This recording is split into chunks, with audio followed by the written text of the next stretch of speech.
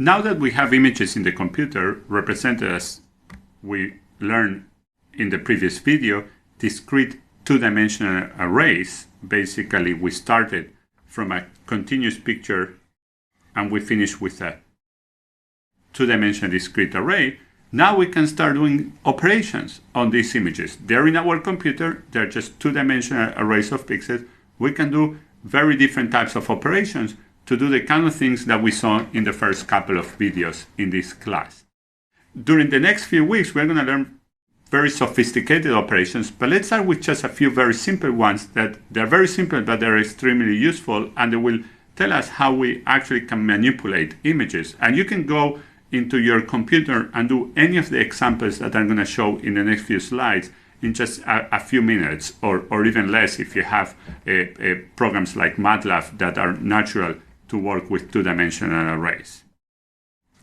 Once we have a two-dimensional array, one of the things that we can start talking is about neighborhoods. So remember, we have a two-dimensional array, and we're talking about pixels. So this is a pixel, and I can ask, who are the neighbors of this pixel? And there are two types of standard neighborhoods that are taken in image processing. One is called a 4 neighborhood, and only these 4 are considered. And that's basically, you can only go north, south, east, or west. So just a 4 neighborhood. There's another very popular that is an 8 neighborhood, and you probably already guessed how it works. So if I'm here, the neighbors, the A neighbors of this pixel are all the pixels around it. So you can go north and south, east and west as before, but you can also go like northeast and start going diagonal. So for example, if I look at this image here, this pixel in a 4 neighborhood relationship is not a neighbor of this one. So these two ones are not neighbors, because I cannot go diagonal in a 4th neighborhood relationship. In an A neighborhood relationship, they are neighbors. And that, of course, translates also to group of pixels. So this group of pixels has an A neighborhood relationship with this one, because there is a 1 here and a 1 diagonal. And I'm allowed to go diagonal. Okay? Now, if I were to talk about 4th neighborhood, I will say that this group of 1s is not neighbor of this group of 1s, because from this one I can only go south. I don't see anybody from this group, any 1s. I can go right, east, I don't see anybody. So basically, depending on how we define neighborhood in this discrete space, what kind of operations we can do. And we're going to see that that's very important. This is the most common neighborhood today used in most modern image processing, but it's important to be aware of this type of neighborhood, especially when we're going to be doing segmentation and things like that. We're also going to, later on, when we talk about the last week, we're going to talk about 3D images. So not images that have gray values on the plane, like here where every pixel has a gray value, but we're going to talk about volumetric images, where every point in the volume, those are going to be called voxels, have gray values. And the neighborhood relationships are very important there. For example, in medical images, to decide that this organ is neighbor to this organ, we're going to have to define the neighborhood relationships. And the same when we're going to do segmentation. So neighborhoods are important. But now that we have two-dimensional arrays, we can do simple operations between two-dimensional arrays. For example, we can add them. Remember, every point, so if I look at this image, every point here has a value. So I can take that image and add to a second image. So I can take image 1 and add it to image 2. That means that I take, and I'm drawing a small image on purpose, this is a 3x3 image. I'm going to take the value here and add it to the value here. So if here it says 7 and here it says 10, I'm going to get a result which is 17. Then I go to the next pixel and I do the same. So simple addition of images. That's an extremely important operation by itself, very simple. So here we see that operation.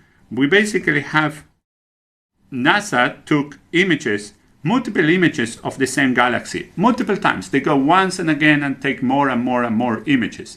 The images are very noisy, but all the images are aligned. So they don't move the camera, nothing is moving. They take one after the other, and then they start adding them. When they add the images, they start getting clearer and clearer. So here they basically added 5, then they added 10, so on, until they got 100 images. So they did I1 plus I2 100 times. So they have 100 images of this galaxy, and they added them together.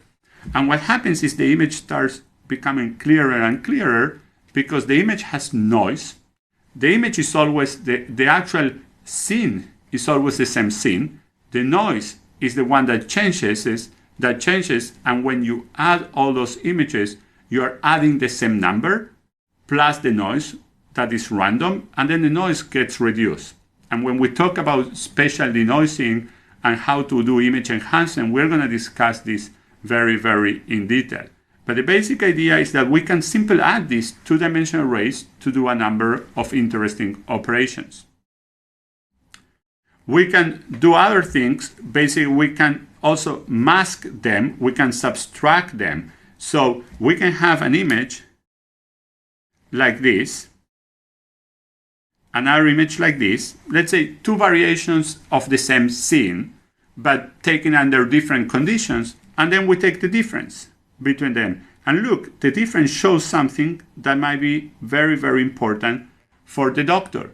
And this is just an enhance that we're going to talk about this, how we enhance images, for example, by changing the gray value distributions to make them more clear. So in this case, we took I1, I2, and we basically did I1 minus I2.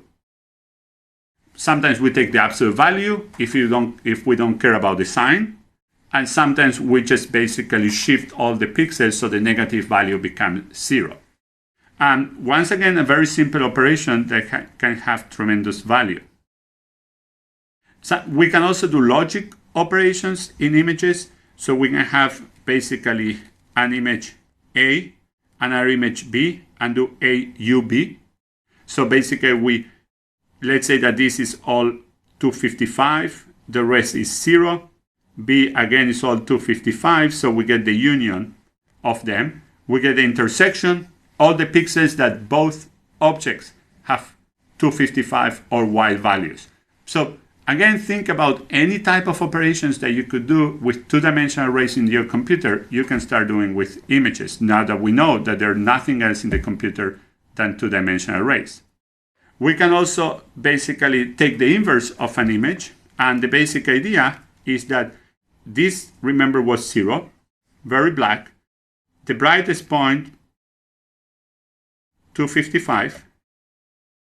And then we can actually invert it. We can make the 0 go to 255 and the 255 go to 0. It will be a map like this. If this is the input, and this is the output, it will be something like this. As 0 goes to 255, 255 goes to 0. So we invert the image, and then we can, using that, we can find some interesting things, and that might be easier to observe certain objects in the image, in the inverted image, than it was in the original image. Again, a simple operation with the arrays that we have representing our images in the computer. We can also do different spatial. So this was adding images. So I take an image, I take another image, I add it, or I invert an image. But we can do more sophisticated things. We can actually take a pixel in the image and replace it by the average of its neighbors. Now remember, I have to define what are neighbors. Okay? So let's consider an 8 neighborhood, as we talked before. So I can take this pixel and replace it by the average of everybody, including itself. So we just sum all the pixel values, we divide by 9, and we replace that pixel by that result. Okay? And this is the original image. We do that for every single one of the pixels. So we go to this pixel. I'm going to mark it here.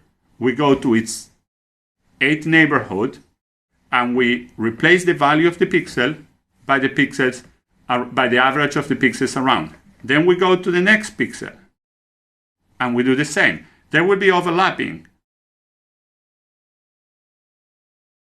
I'm going to just use a different color here.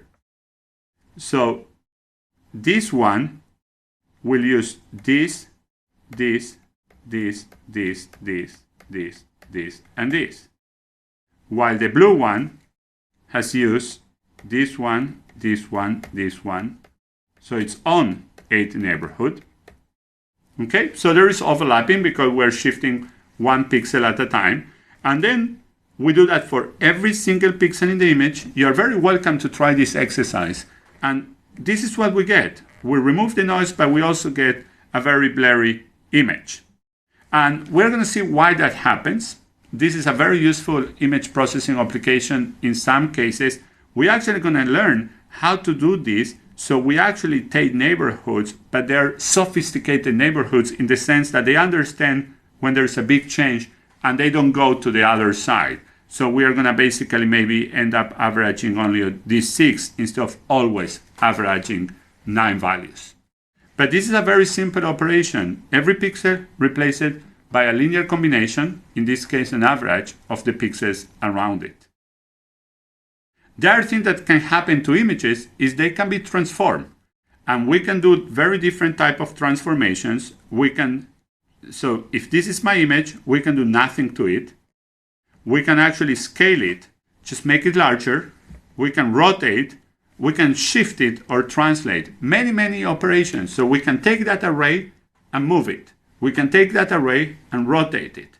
We can take that array and scale it. Again, these are all two-dimensional arrays in the computer, so we can do any of these operations. And here is what will happen. So we are going to rotate the image. So we take this T, we rotate the whole image, but what we see is a rotation of the T. And here is a zoom in on the edge. And this illustrates again the issues with discretization. So when I have a straight line in a discrete image, and the straight line goes here, it looks very nice. But when the straight line, as it happens here, goes around, goes diagonal, it gets kind of truncated like we see it here. Okay?